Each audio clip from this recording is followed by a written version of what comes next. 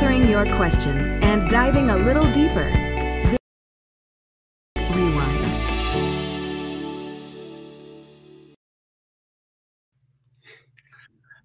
All right. Well, hey, everybody. Welcome to the Midweek Rewind. Hey, everybody. Let's see. We're getting some feedback here. Well, we're just going to go with it. So, hey, welcome to the Midweek Rewind. I'm Matt. Glad to be joined by Brent again. We're going to be here for the next 30 minutes or so, kind of recapping last week, looking ahead to next week, and just answering your questions if you have any. So if you're joining us live, we'd love to talk with you. So drop a comment or question in the comment section there. We're keeping an eye on that, and we'd love to talk with you. So thanks for spending some time with us, whether you're watching live or listening later. We're grateful to have some time with you. Brent, how's it going today? Going good. Beautiful day. Yeah. Not very windy. It's going to be great. I'm thankful. I like green grass. It's happy grass time right now. The grass is happy. It's growing. Yes. I'm mowing twice a week. Good for you. I'm not quite that. You're beating me on the yard game, but I'll let you win that one. So Brent, just to kind of get rolling here, every week as we kind of start this, we kind of start by just giving the latest on the whole COVID situation, and if there's any news about how the church is handling it or just how we're doing in these weird times. So you and I were talking earlier just about how strange this is. The longer it keeps going, things are just different. So how are you feeling this week with COVID season? Good. This thing, there are many, many others who have been affected negatively in ways that I haven't. And so I don't take that for granted. One thing that's common, Matt, is that we across the nation and maybe around the world, everyone is talking about the same thing. Yep. And I just wonder, when in the history of this planet has there been such a unifying, or if not unifying, a common subject of discussion? Yeah. Everyone is, and it's just very, very interesting. You wish that Christians around the world would all talk about Jesus. Right. Okay. That would be a common subject. Yep. But right now, the common subject is the coronavirus. It's just interesting. Another thing that I find very interesting is that we are, and I'll use a strong word here, Matt, we are obsessed with wanting to know the future. Yep. And as humans, we've never known the future. And day in and day out, we don't think a lot about that. But why do you think it is that we're all so obsessed with, when is this going to happen? Is the future going to bring a second wave? When's the antibody? When's the vaccine? When are they going to lift the shelter at home? Why are we so obsessed with it? Well, because we're used to having a little bit more control. I think even though we've never known the future, we're used to more than what we have. So I think we're just grasping for something that we can hold on to get us through this. So I don't know. That's my gut reaction is we at least usually know more than we know now. Yeah. So if a person applies for a job and they're waiting to hear, they don't know the future, but they're not going to talk about it with everyone because everyone else doesn't have that same experience. I think one of the reasons we all talk about, hey, what do you think? When are they going to lift this? When can we meet back at church again? When is the reason, among others, I'm sure, is that we're all affected in the same way. We've all lost control. Yep. That's right. Very interesting. In James chapter 4, it says, come on, you who say, today or tomorrow we'll travel to such and such a city and spend a year there and do business and make a profit. You don't know what tomorrow will bring. Instead, you should say, if the Lord wills, we will live and do this or that. And out of this verse is when us praying to God, we add that statement, now, according to your will. Now, Lord, this is what I want, but it's your will be done on earth, not mine. And so, I just reflect a little bit, and the Lord's been trying to, I feel like the Lord's been trying to tell me, hey, release your need to know the future. Just release it. It's an emotional toll. Like, don't spend emotional energy. You can be a good Christian with shelter at home. You can be a good Christian with social distancing. Yeah. So kind of release it. You don't know what tomorrow. And just say, Lord, we just want your will to be done with this thing. Yeah. And we'll try to live obediently until things change, and when they change, and if they change, and how they change. But yeah, because worry is never productive, but it's really not productive with this. Like, there's nothing that you or I can do about this. Like, we have no control. So worrying does absolutely nothing. It just adds stress and adds anxiety. And so obviously easier said than done, but. Yeah. And so at the church here, you know that we're trying to plan ahead for how the re-entry will work whenever it happens. But it's a really interesting thing as we sit around and brainstorm and write lists and say, we got to do this. We're all speaking, having no idea what the reality is really going to be. And so we need to spend time trying to figure out what we'll do in the future, but it's also kind of an exercise in futility. Right. Because we don't know if it's even, Yeah, because just a peek behind the curtain, like, we're working on a couple different plans. If this happens, we can do this. If this happens, this. So people watching, we are working on that. But you're right, Brent. Like, we can come up with a great plan, but then if the governor says this or this, it can go out the window. So hey, how about a transition right here? This is a hard time to be a leader, right? Because we want to do our best to lead and plan well, but there's so much out of our control. So anything else about that before we transition to your sermon, Brent? Maybe the only thing would be that pastors that I talk to are all trying to guesstimate, forecast the future for. Right now, it's no public gatherings over 10. So you've got two bottlenecks. One is when that is the governor or Sedgwick County, say we can meet up to 250 or we can meet up to 500 people. Okay, so that's one bottleneck. But a lot of people haven't thought through the complexity of if they open up the size of the public gatherings, but continue to have the restriction of 6-foot social distancing. Then, so there are two bottlenecks that need to be solved for us to meet again. And it's, we want to meet as soon as we can publicly, but we want to meet safely and we want to meet and stay within the guidelines that our governing authorities are giving us. And so it's more complicated, unfortunately, than we'd like it to be because of two bottlenecks, both of which we have to solve logistical problems to meet together. Size and social distancing. It's going to be whatever comes out in the next few days, it's going to be messy, but if you're watching and listening, rest assured that we are paying attention and doing the best we can in the weird season that we're in. So I want to give a quick shout out. So we got a note here that Nate and Bonnie Schroeder are watching while they're picking weeds at home. So hello to the Schroeders and anyone else who's joining us. We're grateful for your time with us today. And again, we're taking questions or your comments. I'd love to hear from you. So, all right, Brent. So we're in this Art-ish of Life series where we keep saying that you're blessing us with your artwork and you're walking through some really practical lessons. It's a fun series I'm enjoying. So give us a recap of what we did this past Sunday. This last week was on influencing and leading others, and entire volumes have been written on leadership and influence, but I shared 4 keys to increasing your influence and leadership over others. And we're all influencers. Not all of us are formal, like title leaders, supervisor, pastor, chair, president, but all of us are influencers.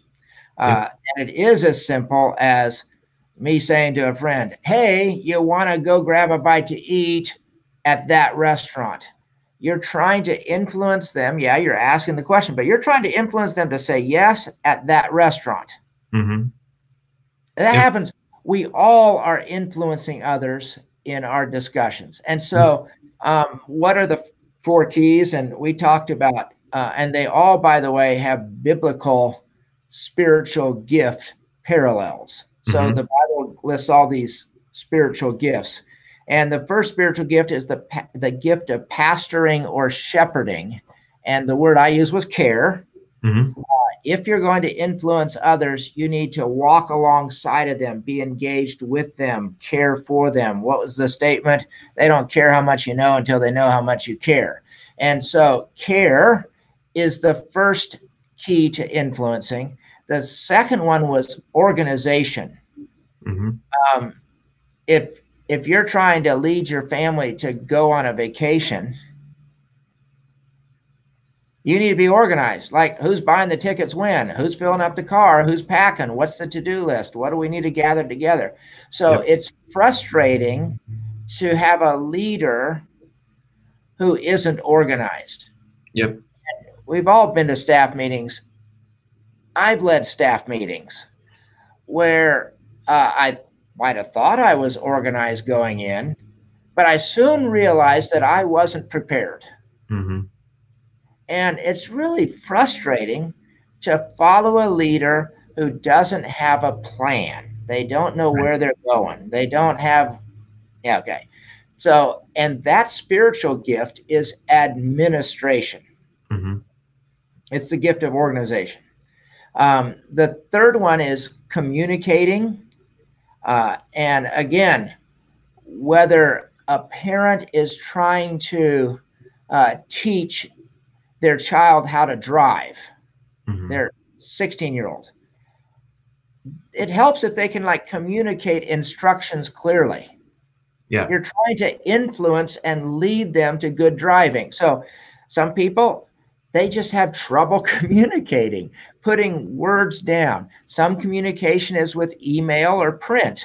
But if you're leading people, maybe you're trying to train a group of people in a new software program. You need to be able to explain it well. It's a communication issue. The biblical gift is the gift of teaching or preaching, where you're trying to influence others into a certain belief or into a certain behavior. That's teaching. It's communicating. And then the fourth one is motivation. And the spiritual gift corollary or parallel is the gift of leadership. And this is an ability to rally people to climb a mountain. And maybe you're saying, hey, let's clean up the living room, kids. Okay? It would help if you have some motivational oomph that isn't just, if you don't, I'm going to give you a whooping. But, how do you motivate people? That's an emotional thing. Where you say, cleaning the living room is going to be worth it because, or climbing this mountain, or getting water wells for these, it's going to take a lot of money and a lot of time, but it's worth it. That gift of leadership or motivation is what gets people to follow you. Okay. So those are the 4.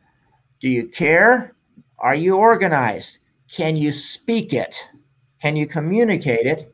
Can you motivate it? Can you lead them there?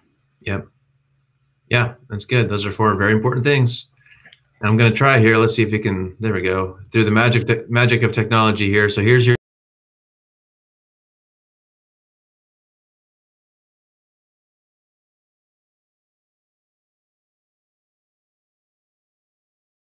there we go. Okay, so while we're doing this, Brent, if you could remind us, we got some new stuff we want to get to, so I don't want to go too long here, but the spikes, explain the spikes and what you mean by you might spike in a couple of these. Low influence. And the behind me is the writing that says the baseline for effective relationships.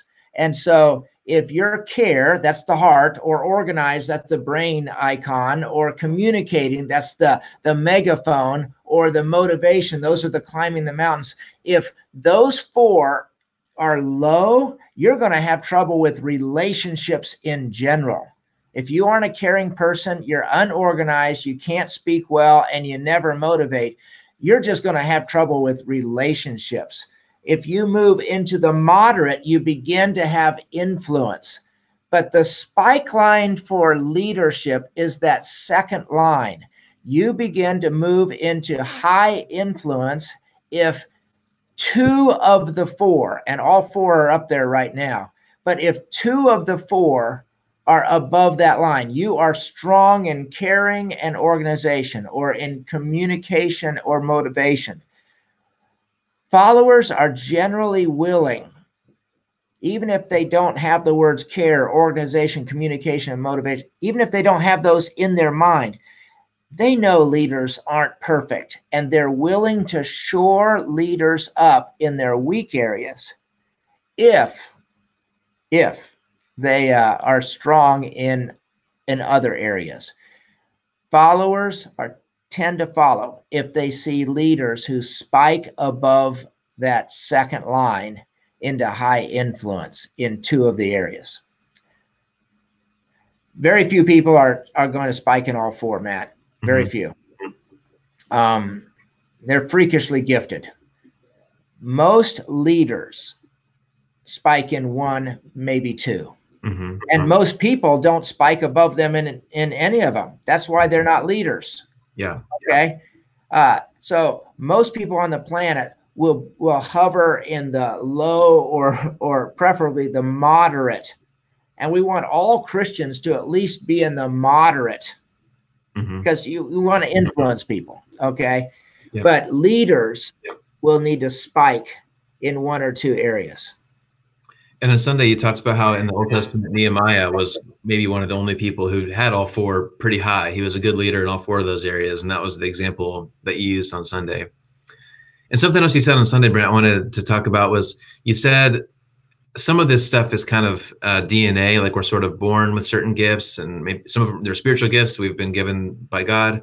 But you said in some of these, you can grow in these areas. You're not necessarily stuck. But looking at the 4, it seems like organization, yeah, you can read a book or watch a video, whatever. Communication, we can all improve on. Motivation, you can figure out how to give nice speeches or whatever. Care kind of struck me, though, because it seems like some people are just caring by nature and some aren't.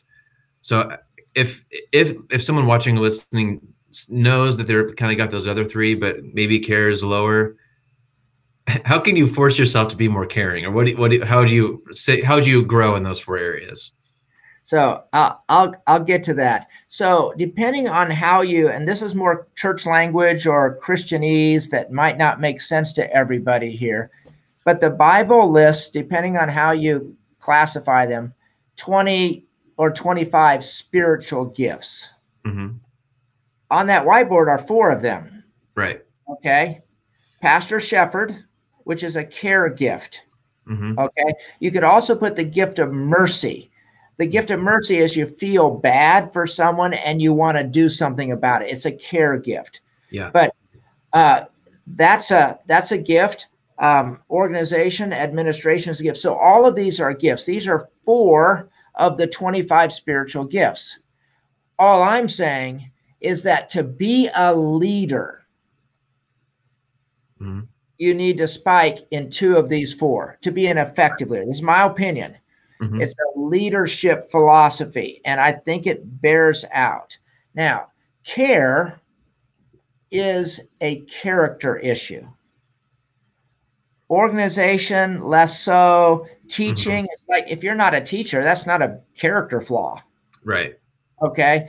If you're not a motivator, that's not a character flaw. But if you're not kind and caring, that's a character flaw. So, yes, to get to your question, you can grow in all 4. But if God has not given you the spiritual gift of administration, which is organization, you can become a little more organized. Read a book, get an app on your phone for to-do lists, set your alarm to do this on that day. You can set up a schedule to vacuum Monday, Wednesday, and Friday. I mean, so yeah, you can become more organized. But there's a cap if God hasn't given you that ability. Okay. And it's the same for teaching. God he gives the gift of teaching to some people. He doesn't give it to most. Yeah. Most people don't have the gift of teaching. Now, if you're a leader, you can be a leader without the gift of teaching, but you better spike in motivating, or you better spike in organization, or you better spike in care. Okay. And the same thing for motivation. Some people just have an ability from God to motivate others. And it's not just a cheerleader extrovert. You can be really motivating and be an introvert, not be a person of high volume, many words. Now, often motivating people are also communicating people. And often there is a personality charisma that is attractive. Okay. So yes, you can grow in all four. Care more than the others is a character issue. And as Christians, we should all be high caring. Okay. And if your only spike above the line is care, people are going to struggle to follow you. Yeah. They'll like you. They'll really like you. Yeah. But he's a really nice guy. He's a really nice lady. That boy, they care about. But man, they're unorganized. They can't talk and they don't motivate. It's hard to follow them. Right. Okay. Yep. And you brought something up kind of interesting this morning about how some of these lend themselves to different kinds or different types of churches or organizations. Do you want to walk through that? And I'll put the graphic back up for that. Yeah, that'll be helpful. So the left two, care and organization, those tend to be more valuable in smaller organizations. So if you're in a startup business and there's two of you who are trying to start a company that's making masks or something, okay, for the coronavirus, okay? If you're just two people in a startup with a couple of sewing machines, you don't need high communication. And you don't need motivation. The two of you are more than motivated, okay? So in smaller organizations where there are few employees, care and organization tend to be the high values needed. If I move to churches, Matt, and this is interesting, around 75% of churches in the United States are under 100 people. The big churches get all the airtime, but 75% are under 100. In small churches, those lead pastors tend to be caring and organized. See, a small church, they just want to know whether their pastor loves them, cares for them, is there for them. And because that small organization doesn't have the administrative, all the hired hands and the admin, they need to do all the meetings and do the bulletin and coordinate the phone messages. They need to be organized. So in smaller churches and smaller organizations, care and organization are high values. In larger organizations, you have the ability to hire, okay, HR people who will care. You have the ability to hire admins who will help you be organized. But the leaders in larger churches tend to be, and here I'll talk primarily of lead pastors, they tend to be decent communicators and high motivators. I'm not saying I'm that, but in this church, because it's larger, Matt, I'm at least a decent communicator by God's grace. You're decent. You're very good. I'm by God's grace, right? That's a gift He's given me. And there's been an ability that by God's grace I have to motivate people to follow. Okay. I'm not the most organized person on the planet by anyone's standard. Do I care? Yeah, I care, but our church with 3 services, I don't even know the names of 40 or 50% of the people. I mean, right off the top of my head. Mm-hmm. They don't expect me to walk with them through every heartache. Right. And so if you're a strong communicator, I'm talking church here, Matt. Mm-hmm. If you're a strong communicator and a high motivator in a small church, one of 2 things will happen. That small church will get bigger, or you will move on to a bigger church, because the skill set needed for larger organizations is communicating and motivating. Those are the skill sets required for larger organizations. Yep. The skill set required for smaller organizations, care and organization. Mm-hmm. Yep. That's good. That's interesting. I hadn't thought about that before, but it totally makes sense. So would you say you would spike in probably communication and motivation? Is that what you said? You'd have to ask the people in the church.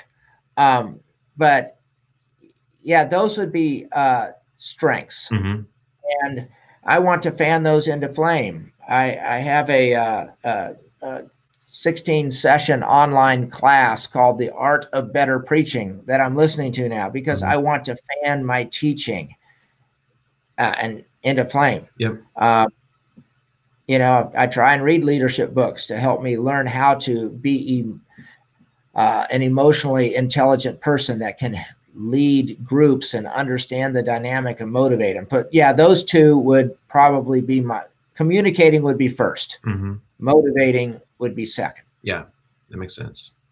I know that we have a on our website, I'll try to put the link somewhere. We have the SHAPE test. We talked about personality tests last week a little bit. I'm guessing would you recommend that people spend some time figuring out what their gifts are and developing them? I mean, you talked about that on Sunday a little bit. Oh, absolutely. You will make your best contribution through your strengths. Yep. God talks openly, the Bible talks openly about this, you know, that you find your spiritual gift and serve through that gift. Yep. And so I need to serve through teaching and leading, because those are 2 of my gifts. Mm-hmm. But absolutely. And the SHAPE is a spiritual gift inventory on steroids. Yep. It goes beyond just what are your spiritual gifts. It goes into spiritual gift, heart, aptitudes, personality, and experience, I think, are the 5 words for that acronym SHAPE. Yep. Cool. I'll post one last thing, Matt. Let me toss this in. Sorry to interrupt. Yeah, no problem. If you're listening and you're not a formal leader, okay, if you're employed but you're not a leader, here's a question. Which of these 4 can be your best contribution to the organization? And your best contribution to your mask making company, you know, that you're in, or you're at Spirit, or you're an engineer or whatever, your best contribution may be care. You may be able to bring such health to that organization through your care. You're not a formal leader. Or maybe your best contribution is organization. Okay. So if you're not even employed, you're at home, just in your day-to-day relationships, there are motivators out there. And that's the gift of encouragement and the gift of whatever, you know. Your influence over people, it will be there if you play to your strengths. So which of these 4 can you make your best contribution to your friendships, to your family, or to your workplace? Yep. Even if you're not a formal leader. Yep. And I think a lot of times we kind of default to like spiritual gifts only in our faith or church lives. Like if someone has the gift of mercy, they might say, okay, I need to serve at church. But you just said that like your spiritual gifts are where you have the most potential for influence. So I think it's important for us to know what our gifts are, of course, to serve in the church. But like you said, you'll actually be better at your job too if you are able to exercise what you're gifted in. So I think that's an important thing too. So, all right, we're actually already over time here, Brent. So give us a really quick, something we can look forward to for Sunday. What's coming up on Sunday this week? Two things you can look forward to. One, the subject is temptation. Every human on the planet faces it. I'm going to talk about how to resist temptation. The second thing I'd say is this may be the week of my best art. Oh, it may be. Okay. Wow. Then now you have to watch. If you were on the fence, now you have to tune in to see. It's on temptation, and it's my best art of the 6 or 7 week series. Awesome. Cool. And we've also got some cool stories we're going to share on Sunday. And we've talked to some people in the congregation who have been doing some really cool things the past few weeks. So we're going to share those stories and, of course, some great music. So, yeah, of course, we invite you to join us on Sunday. Looking forward to another great service. So anything before we close up here, Brent? Have a good week, everybody. Come join us for church online. Yep. We can't go to church, but the church can come to us. And so let's do it. Yep. That's exactly right. And hopefully by then we'll have a little bit more clarity on what's coming next. So keep an eye on your email, and we'll, of course, do our best to communicate that as soon as we know what we're allowed to do. And we'll get back together just as soon as we can. So, all right. Thanks for everybody watching live, or if you're watching or listening later, we're grateful for your time. Hope to see you on Sunday and again next week on Thursday. Have a great week, everybody.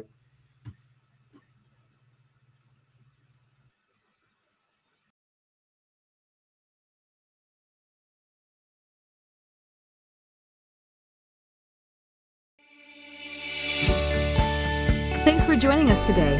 Matt and Pastor Brent go live on the First MB Church Facebook page every Thursday at noon. If you can't watch live, the archive is available anytime on Facebook, YouTube, or the First MB app. If you prefer to listen on the go, you can also subscribe to the podcast by searching for the Midweek Rewind in your favorite podcast provider. Thanks for joining us, and we'll see you next time on the Midweek Rewind.